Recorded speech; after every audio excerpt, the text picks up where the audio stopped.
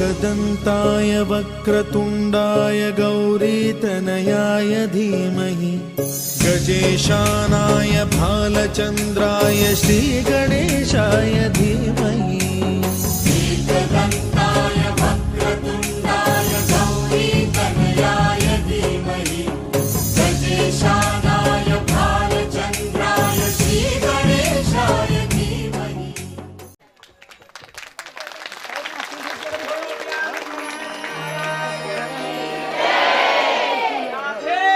यही सोच तुझे देखकर जगवालों को यकीन नहीं क्यों कर हो, जिसकी रचना इतनी सुंदर हो जितना अक्रूर जाते तो उनकी आंखों में आंसू भर आते। अक्रूर जा रहे हैं परंतु आंखों में प्रेम के आंसू भरे। प्रेम का वो आंसू छलक रहा है। सोचते हैं कि कन्हैया कहाँ है, और जब मैं जाऊंगा तो मुझे जब प्रेम से ताऊ कह करके चाचा कह करके बुलाएंगे तो मेरा तो सीना ही चौड़ा। अनेक प्रकार की कामना करते हैं। देखिए इस लीला में इस भाव को आप समझने का प्रयास करें। परमात्मा को जैसा आप चाहते हैं वो वैसे ही करते हैं। यद्यपि आपने रामचरितमानस में मारीच के उस प्रसंगों को याद करो। मारीच जैसे निशाचर जब कहते हैं कि आज मैं उस राम की छवि को देखूंगा और वह राम जब मुझे मारने के लिए मेरे पीछे पीछे दौड़ेंगे तो मैं बार बार उसके मुख कमल को देखूंगा और अपने जीवन को धन्य बनाऊंगा। भगवान राम चाहते तो जहां पर से बैठे थे वो वहीं पर से तीर मार सकते थे, परंतु किसी भक्त ने चाह करी है। उन्होंने कहा है कि भगवान मेरे पीछे पीछे दौड़ेंगे, तो स्वर्ण मृग के पीछे भगवान दौड़ते हैं। किनके लिए? भक्त के लिए। जब ऐसी इच्छा करके अक्रूर जी आए तो भगवान कहां मिले उसे? गौशाला में। इस समय भगवान गोदोहन करने के लिए प्रवेश किया हुआ था और जैसे ही अक्रूर जी ने ला करके रथ रोका वैसे ही कन्हैया ने ताऊ कह करके उनका स्वागत किया है, उनको प्रणाम किया है, उनको हृदय से लगाया है। बोलिए श्री बांके बिहारी लाल की।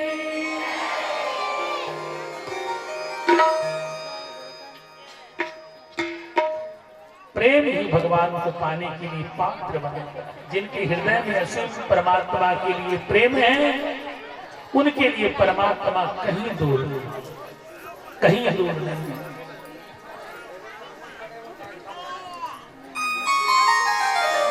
परमात्मा मिले, परमात्मा को लेकर के आए। नंद जी भी आए। नंद जी ने कहा कि अक्रूर जी वाह वाह, आज तो हम आपको अपने गरीब की कुटिया में पाकर के धन्य हो गए। अरे भाई, जो राजा के मंत्री हैं, मंत्री का आना राजा के आने के जैसा होता है, और हम कहाँ करदाता है। हम तो आपके ऋणी हैं। जो ऋणी व्यक्ति है उनके यहाँ कोई मंत्री आ जाए तो ये तो बड़ी सौभाग्य की बात। बोले अरे नहीं नहीं नंद जी, आप ऐसा क्यों कहते हैं? बोले क्यों?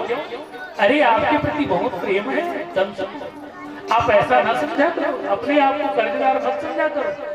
बोले कंस आपको बहुत प्रेम करते हैं, इसीलिए तो उन्होंने विशेषकर किसी को भी इस जगत में उन्होंने अपने हाथों से ये स्वर्ण रथ दे करके विदा नहीं किए, निमंत्रण नहीं भेजे हैं। वो पहला व्यक्ति हो आप जिनके लिए उन्होंने स्वयं अपनी रथ भेज दी।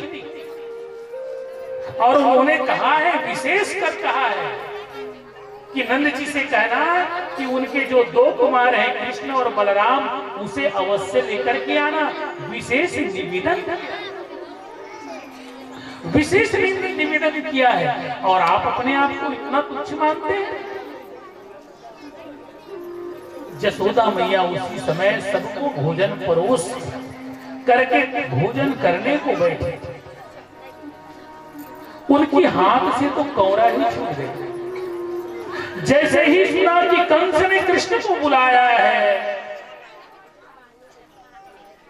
जसोदा मैया आज तो रात की भोजन ही न कर सकी।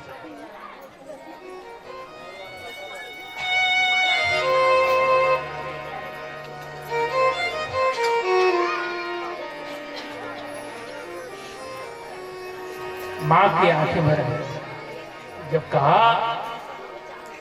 कि कंस ने तुझे बुलाया, जान गई कि कन्हैया मुझसे जुड़ा।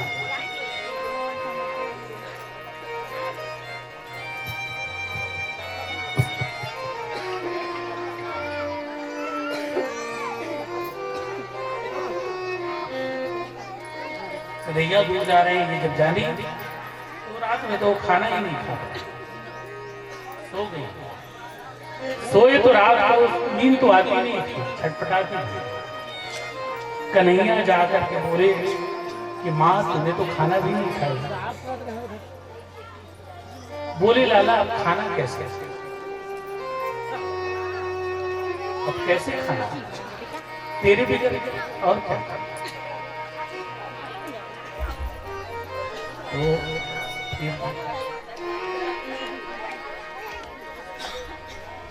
बहुत समझाया कन्हैया,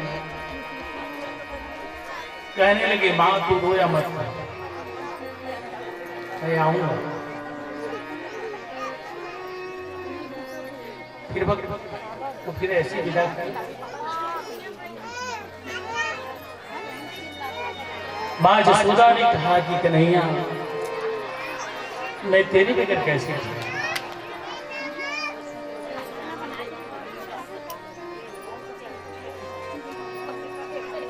कन्हैया ने कहा मां तुम्हें चिंता करने की जरूरत नहीं, मैं हूं ना, मैं हूं। तेरा लाला तुझसे कहा कौन मुझे ले जाएगा,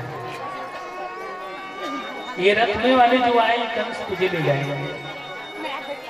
मेरा जी करता है कि तू नहीं लौटे, अब तू लौटने वाला नहीं।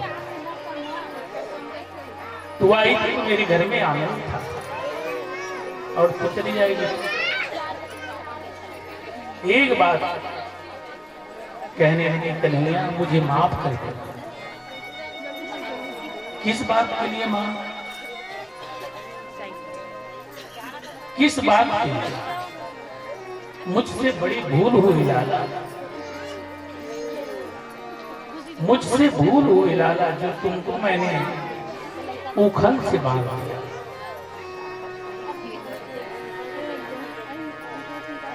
उखल से बांधा,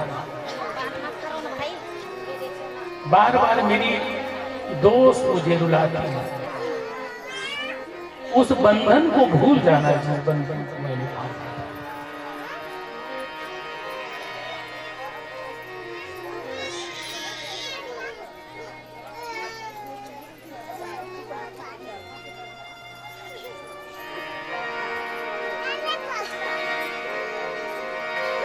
उसी को भूल जाना। बोले मां सब कुछ भूल सकता हूं,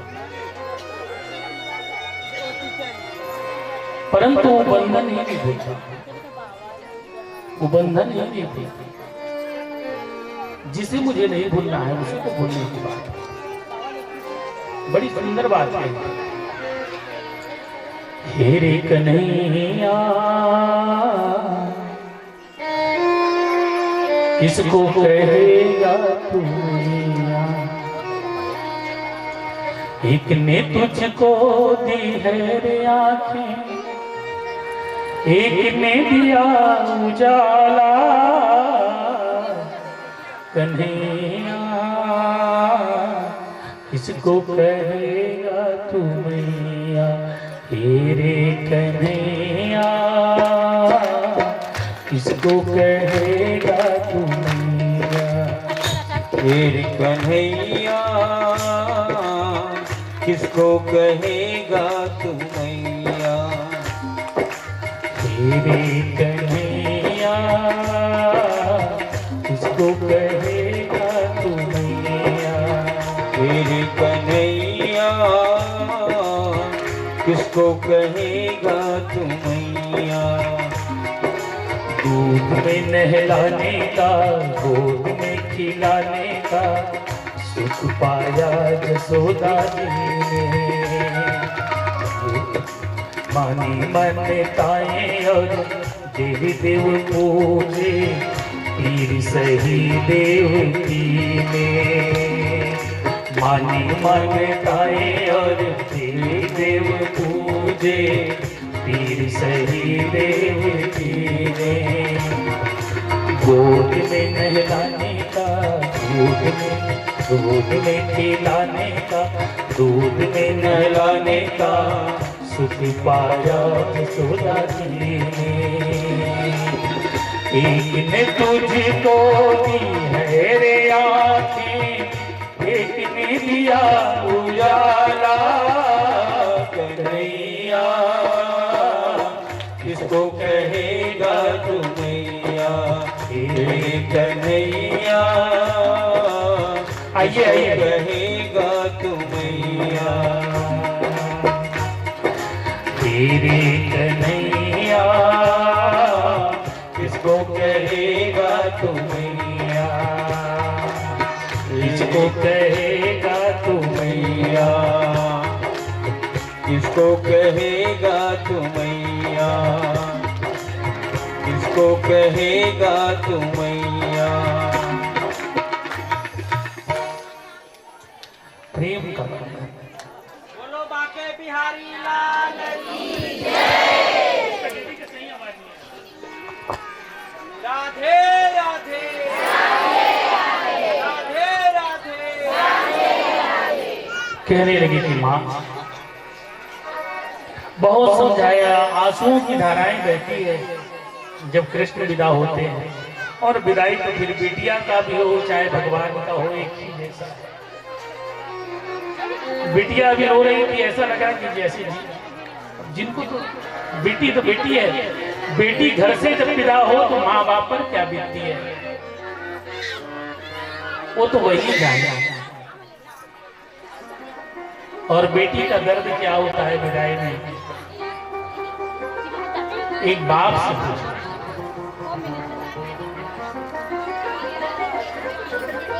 मेरे यहाँ मेरी भी बेटी है, 12वीं कर रही है। एक गीत आता है और उन पर मैं कभी कभी गंभीरता से विचार करता हूँ तो मैं अपने आप को रोक नहीं पाता। वो गीत है, पापा मैं छोटी सी बड़ी हो गई, पापा मैं छोटी सी बड़ी हो गई। इतना दर्द,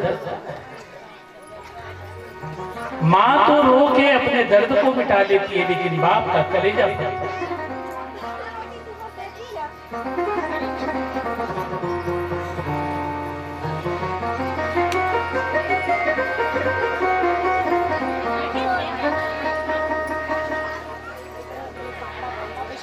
विदा करने की बारी आई, भगवान को विदा किए,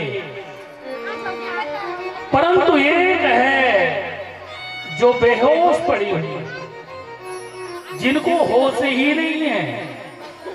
वो कौन है? श्री राधिका। कृष्ण को पता चला कि राधिका रानी तो रात से ही मूर्छित पड़ी है। जाकर के कन्हैया ने उनके मुखमंडल पर पानी डाले, हृदय से लगाया, कहने लगे कि प्रिय,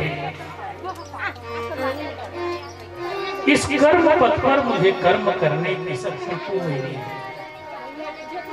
यदि तूने मुझे विदा नहीं किया तो सच कहता हूं, ब्रज को छोड़कर मैं कहीं नहीं जाऊंगा। परंतु तू तो जानती है मैं कौन हूं, आप कौन हैं, क्यों हमारा आगमन हुआ है। सारी बातों को जानते हो और तुम्हारी ऐसी दशा, तुम इस तरह से करोगे तो मैं तो जा ही नहीं पाऊंगा।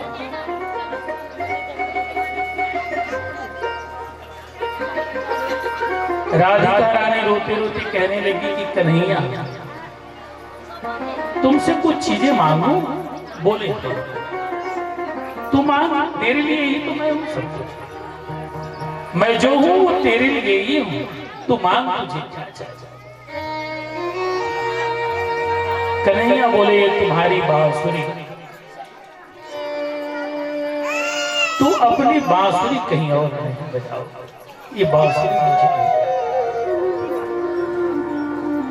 श्री राधिका रानी बांसुरी, भगवान श्री कृष्ण ने बांसुरी दी। दूसरी बात कहने लगी कि कन्हैया तुम मुझे वचन दो कि तुम मुझे प्रत्येक रात्रि सपने में आकर के मिलन करो, सपने में आओ। भगवान ने कहा ऐसा कोई भी नहीं, और आंचल को फैला करके तीसरा जवाब दिया कि हे कन्हैया ये तुम्हारे जो चरण कमल है, एक बार और केवल एक बार और मैं इनकी सेवा करने की इच्छा रखता हूं। एक बार मुझे और चरण सेवा का अवसर प्रदान करना, इतना मैं तुमसे याचना करती हूं। भगवान श्री कृष्ण ने वचन किया और गए। ओ विदा विदा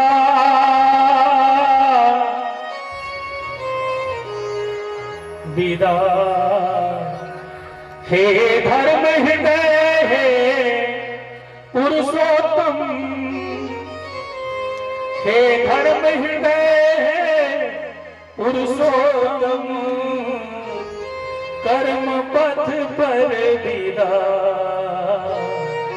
कर्म पथ पर विदा, हे धर्म हृदय पुरुषोत्तम, हे धर्म हृदय पुरुषोत्तम, कर्म पथ पर विदा, विदा विदा विदा, हे धर्म हृदय पुरुषोत्तम, कर्म पथ पर विदा, कर्म के पथ पर विदा, कर्म के पथ पर विदा, कर्म के पथ पर विदा। श्री राधा रानी भगवान श्री कृष्ण जाने से पहले एक वचन लेकर के कहने लगे कि हे राधा, मैं तुम्हें 3 वचन दिया परंतु तुम मुझे एक वचन दे। बोले कहो कन्हैया, तुम अपनी इन आंखों से अब आंसू नहीं बहाओ, इन आंखों से आंसू नहीं बहाओगी, और यदि कहीं इस आंसू ने एक भी बूंद की आंसू यदि इस ब्रज भूमि में मंडल में गिर गया तो ये सारा ब्रज मंडल जलमग्न हो जाएगा, सारा ब्रज मंडल जलमग्न हो जाएगा। श्री राधा रानी ने उसी दिन से रोदन बंद कर दिया। भगवान कृष्ण चले गए, जाते हुए अक्रूर ले जा रहे हैं। गोपिकाओं ने लज्जा को छोड़ करके रोदन करी है। चारों तरफ रोने की आवाज सुनाई देती है, परंतु भगवान श्री योग योगेश्वर है, सबका त्याग कर दिया। 5 साल की आयु में गोकुल छोड़ दी, 6 वर्ष रह करके वृंदावन छोड़ दी, 14 वर्ष की आयु रह करके उन्होंने मथुरा छोड़ दी, और 100 वर्ष रह करके उन्होंने द्वारका धाम छोड़ दी। वो है मेरी बाकी प्यारी, वो है मेरी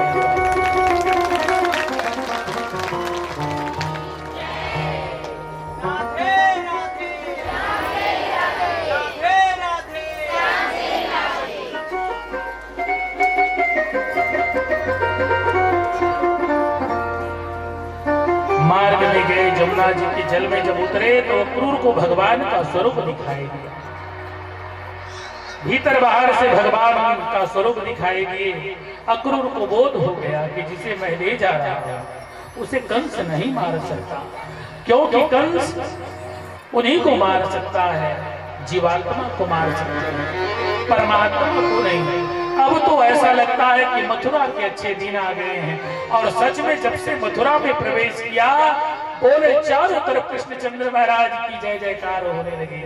बोलिए सेवा के बिहारी लाल की। कृष्ण ने प्रवेश किया है, कृष्ण ने प्रवेश पा करके देखिए देखिए, वे कहते हैं कि अपने गोप सखाओं की सखाओं, त्रेता युग में जब मैं रहा तो आप लोग बानर थे, भालू थे। बानर और भालू को मैंने तो 14 वर्ष के लिए वनवास था, तो आपको तो कुछ खिला ही नहीं पाया, इसलिए भगवान ने उसको गोकुल में रख करके माखन मिश्री खिलाई। उन्होंने कहा कि मैं वनवास में था तो आपको वस्त्र भी भेंट नहीं कर सका, इसलिए आज मथुरा में आते ही सबसे पहला काम भगवान ने क्या किया, धोबी के पास कपड़ा देने के लिए गया। वहां के कंस के धोबी ने भगवान को रोकने का प्रयास किया, एक तमाचा उसके गाल को मारा, उसका राम नाम सत्य हो गया। सबके कपड़े को लूट लिया। भगवान ने कहा पहनो रो, छोटू मोटू सब पहनो, तन सुखा मन सुखा सब। अब वहां तो दूसरे के नाम के कपड़े को पहनोगे तो कभी कोई छोटा होगा कोई बड़ा। आगे जगह जाकर के दर्जी मिली सब लोगों ने। अब बेचारे लोग वहां से जंगल से भाग के आए थे, अब जंगल के लोग और वहां पहनने वाले लोग जींस, भाटापारा में जाओगे तो ये धोती थोड़ी मिलेंगे महाराज, वहां मिलेंगे तो जींस में मिलेंगे आपको। अरे वो तो यहाँ पर व्यास मंच में आप देख रहे हो तो महाराज धोती में दिख रहे हैं, लेकिन भाटापारा में आओगे तो आपको किसमें मिलेगा, जीन्स पहने मेले दिखेंगे।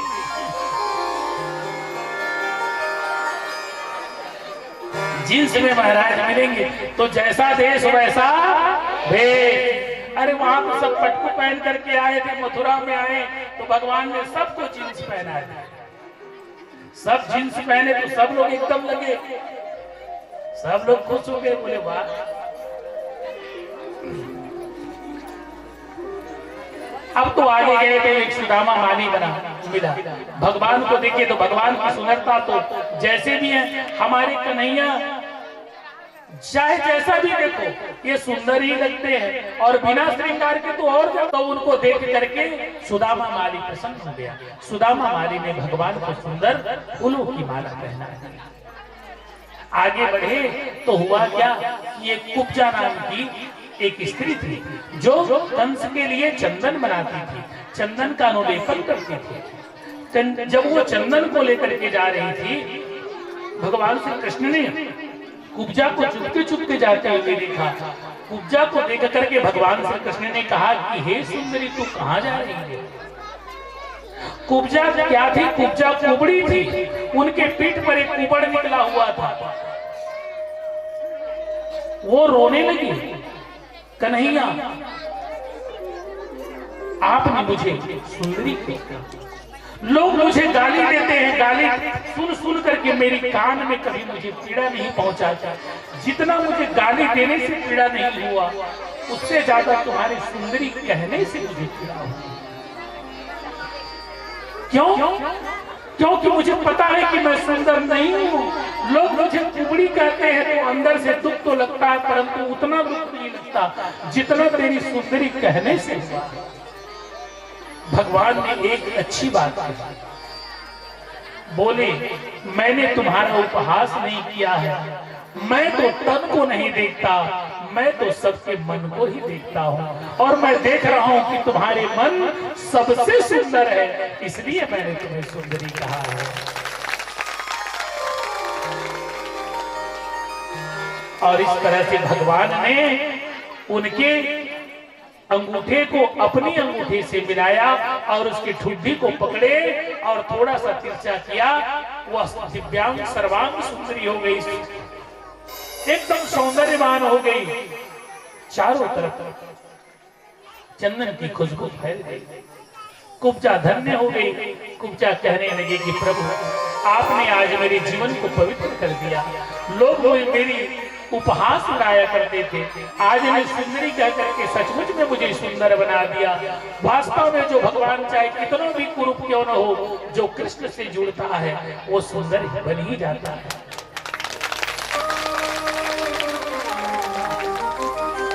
सुंदर हो गई, कहने लगी कि प्रभु मैं आपके चरणों की सेवा करना चाहती हूँ। कृष्ण ने कहा कि अभी समय नहीं है, समय कुछ बीत जाने दो, निसंदेह मैं तुम्हारी इच्छाओं को पूर्ण करने के लिए जरूर आऊंगा। भगवान आगे बढ़े तो कंस ने वो क्या बना रखा था, धनुष यज्ञ, वहां पर भट्ट सुभट्ट महाभट्ट सब लगा रखे थे, परिंदे भी पंख नहीं मारते थे। अब कन्हैया जाए तो जाए कहां जाए, वहां पर चौकीदार खड़े थे। अब चौकीदार सबको रोक सकता है, किसी के घर के मेहमान को नहीं रोक सकते। बोले वहां पर जाकर के खड़े हुए, भैया क्या बात है? बोले धनुष यज्ञ में तो हमको बुलाया गया है, हमें तो थोड़ा सा आगे जाने दो। अरे वो बहुत दूर है, वहां दरवाजे के पास रखा, थोड़ा सा किनारे जाने दो। बोले आप क्या लगते हो? अरे हम कंस के भांजा लगते हैं। और इस तरह से भगवान ने बहाना बनाते बनाते बनाते किनारे गया तो बोले वाह यार, ये तो धनुष बहुत लंबी चौड़ी धनुष है। बोले बिल्कुल छूना उना नहीं। अरे हम छू नहीं रहे, हम तो देखना चाहते हैं कि ये धनुष कैसा है। बार बार बहाना बनाते बनाते भगवान पहुंचे और देखते ही देखते भट्ट सुभट्ट महाभट्ट के रहते हुए भगवान ने बाएं हाथ से धनुष को उठाया और धनुष को धड़ाम देते हुए दिया। बोलिए कृष्णचंद्र महाराज की। चारों तरफ हाहाकार मच गई, धनुष भंग हो गया, धनुष भंग हो गया, धनुष भंग हो गया।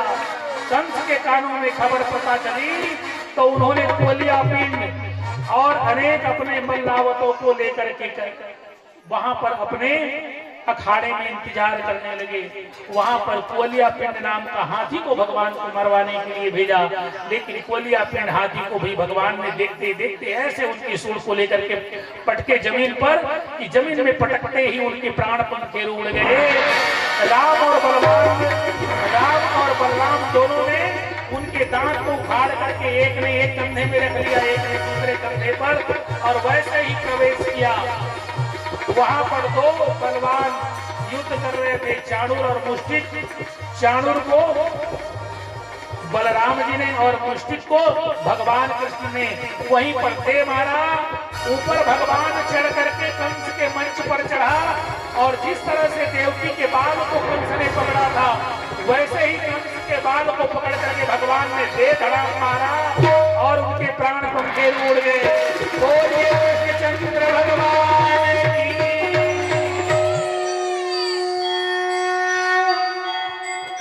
भगवान ने जाकर के अपनी माता पिता को वहां से बंधन से मुक्त किया और वहां पर अपने नाना उग्रसेन को भी मुक्त किए। चारों तरफ भगवान श्री कृष्णचंद्र जी की जय जयकार। उग्रसेन को मथुरा का राजा बनाया गया और कुछ ही दिनों के बाद में भगवान 11 वर्ष के हो गए, परंतु अभी तक उन्होंने स्कूल का मुंह तक नहीं देखा है, गुरुकुल नहीं जानते भगवान। अब तक के कंस के कारण गोकुल और वृंदावन में रह करके समय बिताए थे। सो भगवान को माता पिता ने उनको गुरुदेव के आश्रम में भेजा विद्या के लिए। संदीपनी आश्रम उज्जैन आए, महाकाल की नगरी, वहां आकर के संदीपनी जी के आश्रम में भगवान ने विद्या पाई। गुरु गृह गए पढ़ने रघुराई, अल्पकाल सब विद्या आई। हम लोग विद्या पाते हैं और भगवान जब पढ़ते हैं तो विद्या आते हैं, ये फर्क है। हम लोगों को पाना पड़ता है, परिश्रम करना पड़ता है, परंतु ये तो कन्हैया ऐसे ही इनकी सेवा के लिए विद्या आती है, ये फर्क है। सब विद्या आई, भगवान ने कुछ ही समय में विद्या प्राप्त कर ली और यहीं पर मित्र बने सुदामा, जिनका सुदामा का चरित्र कल हम लोग श्रवण करेंगे। जानिए, गुरु की शिक्षा पूर्ण हुई तो गुरु माता रो कन्हैया तुम जा रहे हो बेटा, तुम्हारे आने से तू जहां रहता है वही आनंद छा जाता है, अब तो मुझे भी छोड़कर जा रहा है। बोले मां क्या कहने लगे कि तू जा तो रहा है, परंतु एक काम कर, मेरा एक ही पुत्र था, मेरे पुत्रों को राक्षसों ने समुद्र में स्नान करते मार डाला है, तो मैं चाहती हूँ पुत्र, तुझे लोग कहते हैं कि परमात्मा है। बोले परमात्मा नहीं, मैं कोशिश करूंगा माँ, गुरु दक्षिणा में मेरा पुत्र मुझे ला करके दे दे। भगवान समुद्र में प्रवेश किए, उन्होंने पांचजन्य नाम के शंखाचूर नाम का जो शंख था, जो राक्षस था, उनको विदर्न किया, परंतु उनके पेट में नहीं मिले। भगवान उसके पुत्र को लाने के लिए यमलोक चले गए। यमलोक में जाकर के भगवान श्री कृष्णचंद्र जी ने यमपुर से उनके पुत्रों को छुड़ा करके ले आए और गुरु माता को गुरु दक्षिणा प्रदान करी। वो है मेरे भगवान श्री कृष्ण। बोलिए श्री बांके बिहारी लाल की। अब इस तरह से कंस की दो पत्नियां थी, अस्ति और प्राप्ति। अस्ति और प्राप्ति ये दोनों क्या हुए? अस्ति और प्राप्ति दोनों जाकर के अपने पिताजी को शिकायत करी। ये अस्ति और प्राप्ति किनके? जरासंध के ये पुत्रियां थी। और जरासंध उस समय ऐसे श्रेष्ठ राजा थे, इन्होंने भगवान श्री कृष्ण पर एक बार नहीं, दो बार नहीं, तीन बार नहीं, 17 बार आक्रमण करी। कितने बार? 17 बार आक्रमण करे। 17 बार पराजित हो गए। हर बार कन्हैया ने उनको युद्ध में धकेलने लगा। इसी समय एक दिन भगवान श्री कृष्णचंद्र जी ऐसे लीला कर रहे थे, उनको ब्रज की याद आया। उधो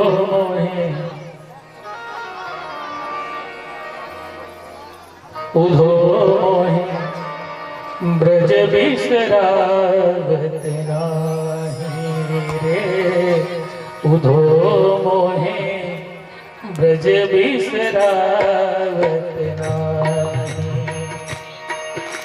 उधो मोहे ब्रज बिसरावत नाही, उधो मोहे ब्रज बिसरावत नाही। एक दिन भगवान अपने महल में रह रहे थे, तो भगवान की आंखों से आंसू बह रहे थे। उसी समय उद्धव का आगमन हुआ। भगवान श्री कृष्ण की आंखों में जब आंसू देखे तो कहने लगे, कन्हैया ये तुम्हारी आंखों में आंसू? कहने लगा कि ये मेरी आंसू नहीं है। तो ये आंसू किनके हैं कन्हैया? ये आंसू तो गोपिकाओं के हैं, रोती वहां है और निकलते यहाँ हैं। रो लोग वहां रहे हैं और निकल यहां से रहा है। तो तुमने उसे समझाया क्यों नहीं? क्योंकि तुम तो सर्वव्यापी हो। कन्हैया ने कहा, उसे बहुत समझाने का प्रयास किया मैंने, परंतु वो गोपिकाएं पगली हैं, वो केवल प्रेम को ही मांगती हैं, प्रेम में पागल है। वो उनके हृदय में ज्ञान ही नहीं टिकता, उनके हृदय में ज्ञान टिकता ही नहीं। मैं क्या करूं? और तुम तो गुरुदेव बृहस्पति के शिष्य हो, और तुम स्वयं गुरुदेव बृहस्पति के बराबर हो, विद्वान हो। मैं चाहता हूं कि तुम ही जाकर के उनको ज्ञान दे आए।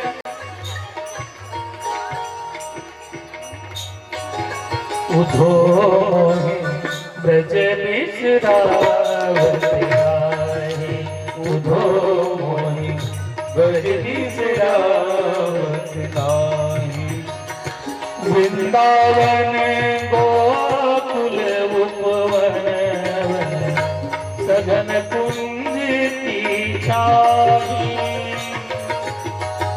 वृंदावन गोकुल वन उपवन सघन कुंज की छाई प्रात समय माता जसुमती अरुणंद सुख पावत उद्धव मोहे ब्रज बिसरावत आए। उद्धव मोहि ब्रज बिसरावत नाई। हे उद्धव, गोपिकाएं जब रोती है मुझे स्मरण करके तो उनका जो स्मरण है परबस मुझे आने लगता है। वो गोकुल को याद करता हूँ, जहां गोचारण करने जाता हूँ उन्हें याद करता हूँ। राधिका के साथ वो बांसुरी को छीनना याद करता हूँ, वो गेंद खेलना याद करता हूँ, उस कदम की वृक्ष को याद करता हूँ तो आंखों से आंसू रोक नहीं पाता हूँ, बह जाता हूँ। प्रातः समय माता जसुमती अरुणंद देखे सुख पावत प्रातः समय माता जसुमती अरुणंद देखे सुख पावत माखन रोटी दधियो सजायो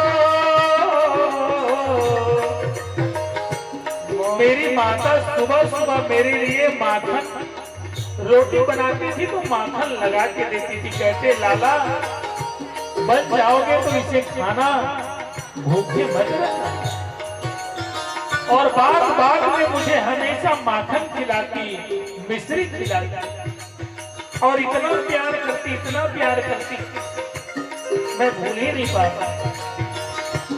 माखन रोटी दधियो सजायो अति हित साथ खवावते माखन रोटी दधियो सजायो अति हित खवावते उद्धव मोहि ब्रज बिसरावत नाई। उद्धव मोहि ब्रज बिसरावत नाई। उद्धव मोहि ब्रज बिसरावत।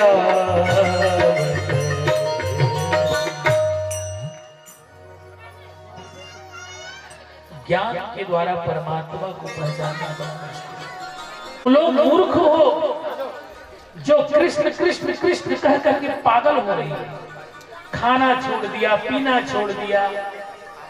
अरे भला बताओ कन्हैया कहाँ नहीं है? इन फूलों में है, इन पत्तियों में है, ये जमुना की धार में है, इनके कण कण में कृष्ण है, कृष्ण है। और जब वो है तो रोती क्यों? तुम लोग इतने दुखी क्यों हो रहे हो? राधा रानी ने कहा अरे ज्ञानी, अपने आप को बड़े ज्ञानी समझते हो।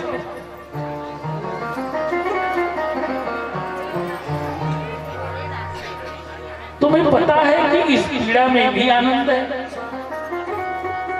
तुम्हें पता है कि इस पीड़ा में कितनी आनंद है?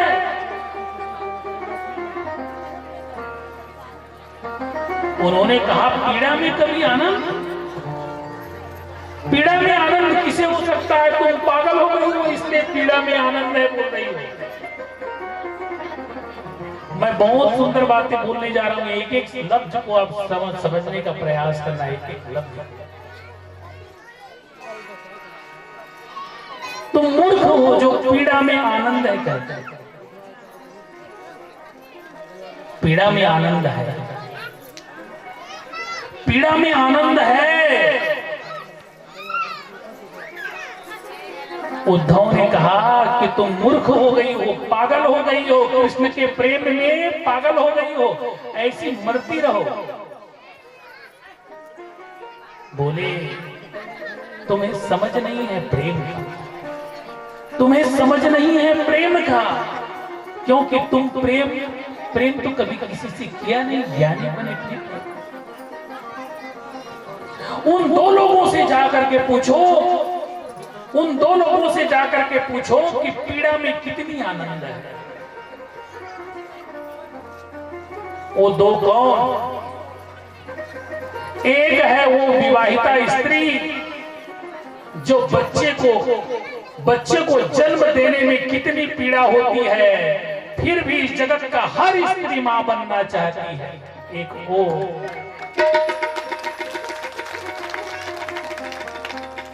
इस जगत का हर स्त्री मां बनना चाहती है। उस आनंद का, उस पीड़ा में भी आनंद है। और एक प्रेमिका जब अपने प्रियतम से मिलती है, उस पीड़ा में भी आनंद है। इसलिए तुम कैसे कर सकते हो कि पीड़ा में आनंद नहीं? ये दो जो है उनको ज्ञान से गिरा करके भक्ति रस में डुबा दिया, और वहीं से वो श्याम सुंदर हम तो जब,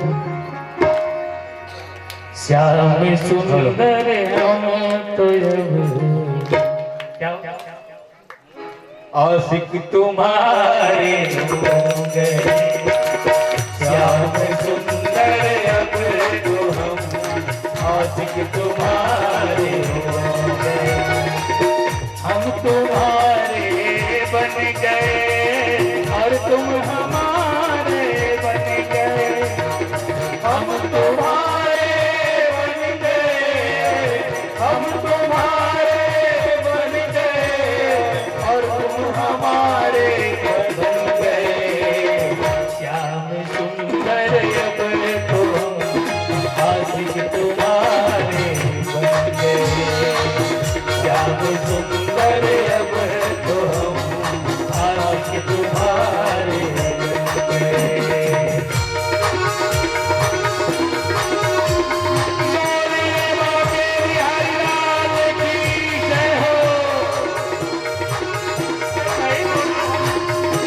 अरे आशिक ऐसे थोड़े खड़े रहते हैं, आशिक तो नाचते हैं, नाचते हैं।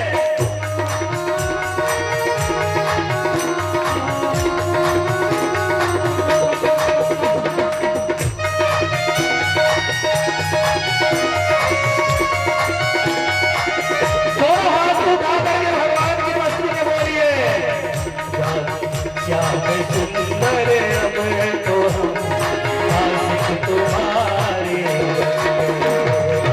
श्याम सुंदर अब बन गए और तुम हमारे बन गए, श्याम सुंदर अब तो हम आशिक तुम्हारे बन गए, श्याम सुंदर। जब ये दिल दुनिया का था तो दुश्मन हजारों बन गए, जब ये दिल दुनिया का था तो दुश्मन हजारों बन गए, जब ये दिल दुनिया का था तो दुश्मन हजारों बन गए, जब ये दिल दुनिया का था तो दुश्मन हजारों बन गए, जब ये दिल तुमको दिया, जब ये दिल तुमको दिया,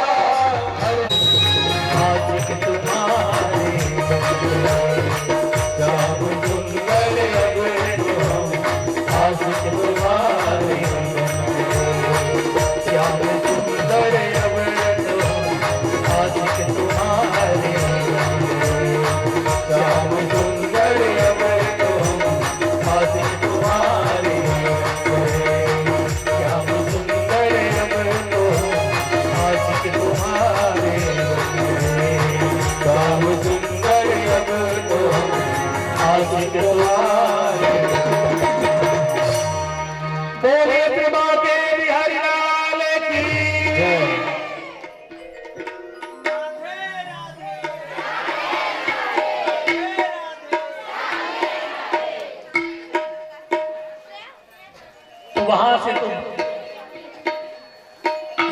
गए तो सुध बुध खो दी, हालत बिगड़ गई। ज्ञान का नशा उतर गया उद्धव का और तब से प्रेमी हुए। भक्ति का जो समापन है वो ज्ञान में है और ज्ञान का की जो पूर्णता है भक्ति में है। ये दो नहीं हो सकते। ज्ञानी भक्ति का मान न करे और भक्तिमान ज्ञान का मान न करे तो दोनों अधूरे हैं। पूर्ण हुआ। 17 बार चढ़ाई करने के बाद 18वीं बार की तैयारी जरासंध ने किया और अब की बार तो उन्होंने 10,000 ब्राह्मणों को बुलाया। कितने हजार ब्राह्मणों को बुलाए? 10,000 ब्राह्मणों को। और ब्राह्मणों से कहने लगे कि मेरे पूज्य चरण ब्राह्मण देवताओं, जितनी मालपुआ पूड़ी खाना है उतना सब खाओ, दक्षिणा वक्षिणा देना है, चेला जत्कना चाहिए सब लोग, और मेरे लिए विजय की कामना करो, मेरे लिए स्वस्ति वाचन पाठ करो, जो चाहोगे मैं तुम्हें दूंगा। लेकिन याद रखो, यदि मैंने युद्ध में कहीं अब की बार विजय नहीं किया तो 10,000 ब्राह्मणों को इसी हवन कुंड में स्वाहा कर दूंगा।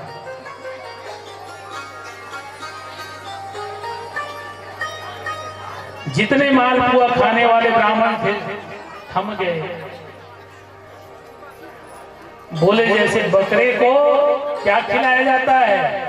बकरे को बलि देने के पहले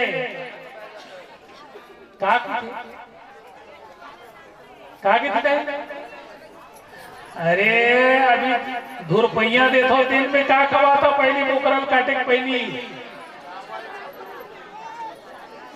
वो इसने समझी दो।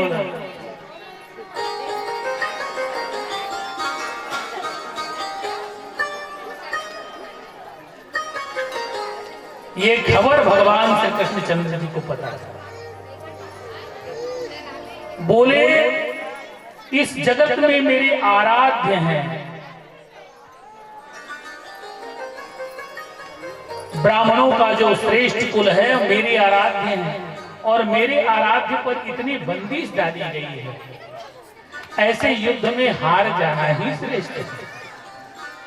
ऐसे युद्ध में तो हार जाना ही श्रेष्ठ है। भगवान ने निर्णय किया। और इसी समय काल यवन ने आकर के मथुरा को चारों तरफ से घेर लिया।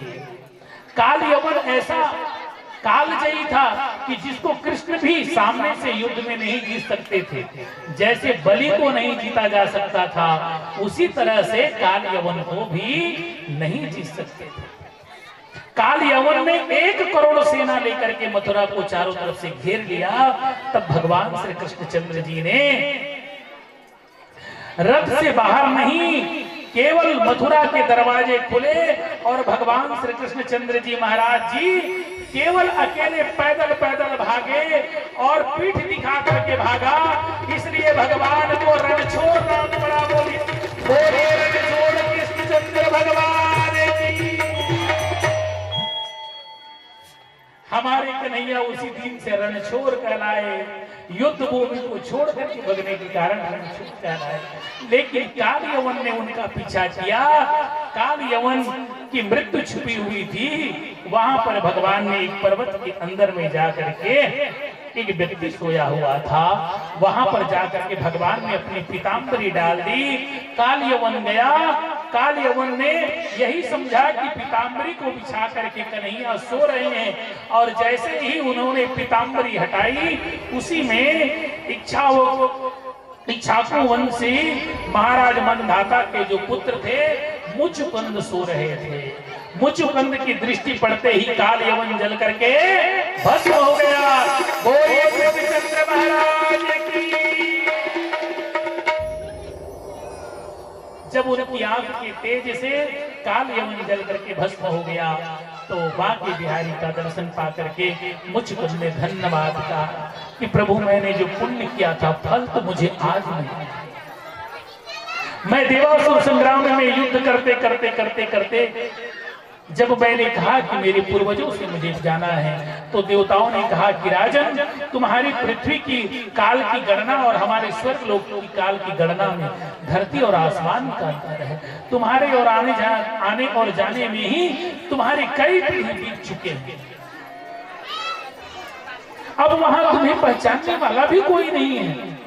तब मैंने कहा था कि मुझे नींद लग रही है, तो मुझे नींद के लिए उन लोगों ने आशीर्वाद दिया था और मैंने वचन दिया था कि मेरी नींद में जो खलल डालेगा चाहे वो कोई भी होगा जलकर भस्म हो जाएगा। इसी प्रभाव के कारण वह कार यवन जल करके भस्म हो गया। उन्होंने कहा कि प्रभु मुझे मुक्ति चाहिए। भगवान ने कहा कि तुम्हारी एक बार और जन्म लेना बाकी है। और वही जन्म लेने के लिए फिर नरसिंह मेहता बन करके आए, जिनकी नरसिंह मेहता की दिव्य कथा मारवाड़ी परिवार में विशेष तौर पे गाई जाती है। बोले कृष्णचंद्र भगवान की। इधर से फिर जरासंध आए। जरासंध की भाई बातों को जान गया भगवान। रणछोड़ तो हो ही गए थे। उन्होंने भक्ते भक्ते प्रवर्षण पर्वत पर जाकर के चढ़ गया। प्रवर्षण पर्वत पर जाकर के योग माया के द्वारा जितने भी मथुरा में मथुरावासी थे उन सबको मथुरावासियों को भगवान ने अपने परिजन के साथ द्वारका में पहुंचा दिया। द्वारका का राम और बलराम और कृष्ण दोनों प्रवर्षण पर्वत से दोनों भाई ने एक दूसरे के हाथ पकड़े और समुद्र में छलांग लगा दी। और इधर जरासंध ने उस प्रवर्षण पर्वत के चारों तरफ आग लगा दी। वो समझने लगे कि कृष्ण और बलराम दोनों जल करके खाक हो गए, जबकि भगवान श्री द्वारकाधीश समुद्र में कूदने के बाद सीधा द्वारका में जाकर के द्वारकाधीश हो गए। बोलिए द्वारकाधीश भगवान की। द्वारका में पहुंचे।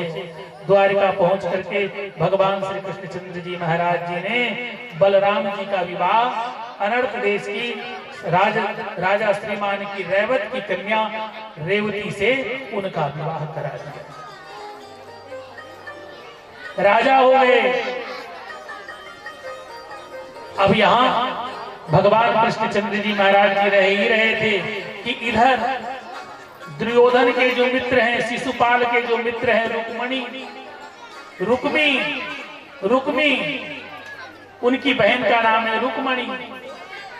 घर में जब ये जो है महाराज भीष्म की 5 पुत्र थे, 5 पुत्र और एक पुत्री का नाम था रुक्मणी। उनका बड़ा भाई था रुक्मी, रुक्मरथ, रुक्मकेश, रुक्मबाहु और रुक्ममाली। ये रुक्मी बड़ा ही क्रूर था। वो कृष्ण से हमेशा जलता था। जो पापी लोगों से जिनकी उठक बैठक होगी वो अच्छे लोगों को नहीं भाता। जिन पीने वाला है, जिन खाने वाला है, जगह दोस्ती जगह ऊपर जगह अच्छा लगती होकर दोस्ती का कर जगह रहा है। दुर्योधन, शिशुपाल, तो वो कहते कि मैं शिशुपाल को अपनी बहन को दूंगा। रुक्मणी को जब बात पता चली कि मेरे भैया बड़े जिद्दी हैं, मैं तो कृष्ण से प्रेम करती हूँ और ये मेरा विवाह के लिए निमंत्रण पत्र भी छपवा दिया और मुझे पता भी नहीं कि मेरी विवाह होने वाला है। निमंत्रण पत्र छप गया कि फलाना तारीख को, 26 तारीख को, 25 तारीख शाम 4 बजे विवाह होने वाली है। और रुक्मणी को पता ही नहीं है। लोगों ने, उनकी सहेलियों ने कहा, रे क्यों रे रुक्मणी,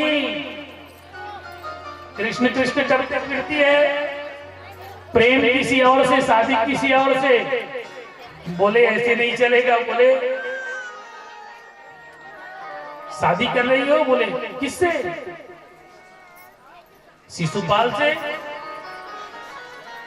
ये शिशुपाल का अर्थ जानते हो? शिशु यानी होता है बच्चा और पाल यानी पालने वाला। लक्ष्मी माता उससे विवाह नहीं करते जो केवल धन को बच्चों को पालने में ही खर्च करना चाहती है, वो उनके घर जाना ही नहीं चाहती। किनके घर में जाना चाहती है? प्रवेंद्र महाराज जी लोगों के जैसे घर में जाना चाहती है लक्ष्मी माता। ये देखो दो दो लक्ष्मी बैठी हुई है, जोरदार ताली बजाओ।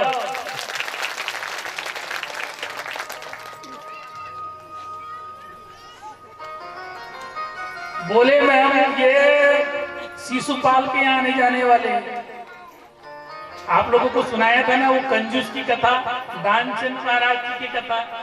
दानचंद यहाँ जा क्या करी? लक्ष्मी है वो तो पेटी में बंधा रही थी, बंधाज रही। अरे लक्ष्मी तो घरों घूमे फिरे बर लागते, यज्ञ है, हवन है, दान है, पुण्य है, तीर्थ यात्रा है, धर्मशालाएं हैं, पुण्य कर्म है, दूसरे के बच्चों को पढ़ाई में लिखाई में सहायता में सहयोग में खर्च किया जाता है, वहां लक्ष्मी आती है।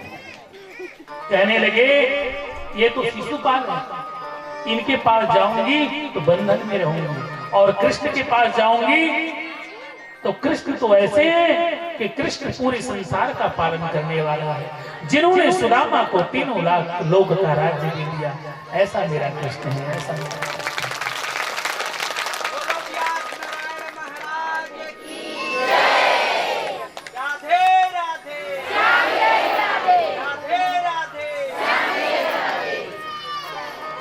रुक्मणी ने प्रेम पत्र भेजा और उन्होंने 7 बातें लिखी। ये ब्रह्मसूत्र है। तुम मेरा प्रेम पत्र पढ़कर कि तुम नाराज ना होना, कि तू मेरी जिंदगी है, तुम ही मेरी बंदगी है। कि तेरा प्रेम पत्र पढ़कर कि तुम नाराज ना होना, तुम मेरी जिंदगी हो, कि तुम मेरी बंदगी हो। कि मेरा प्रेम पत्र पढ़कर कि तुम नाराज ना होना, कि तुम मेरी जिंदगी हो, कि तुम मेरी बंदगी हो। मेरा चांद तुम झूठा,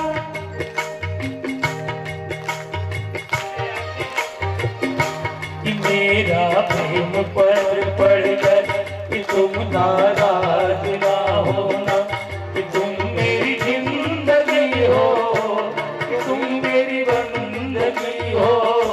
कि तुम मेरी जिंदगी हो, कि तुम मेरी बंदगी हो। प्रेम पत्र पढ़कर होना, कि तुम मेरी जिंदगी हो, कि तुम मेरी बंदगी हो। मेरा प्रेम पत्र पढ़कर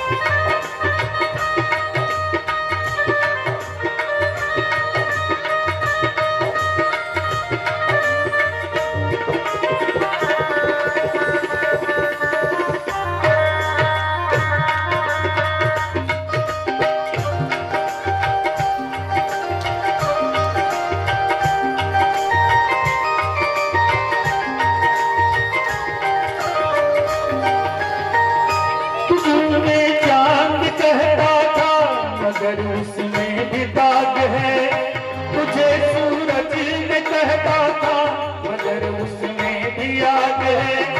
तुझे इतना ही कहता हूँ कि मुझको तुमसे प्यार है, तुमसे प्यार है, तुमसे प्यार है। कि मेरा प्रेम पत्र पढ़कर तुम नाराज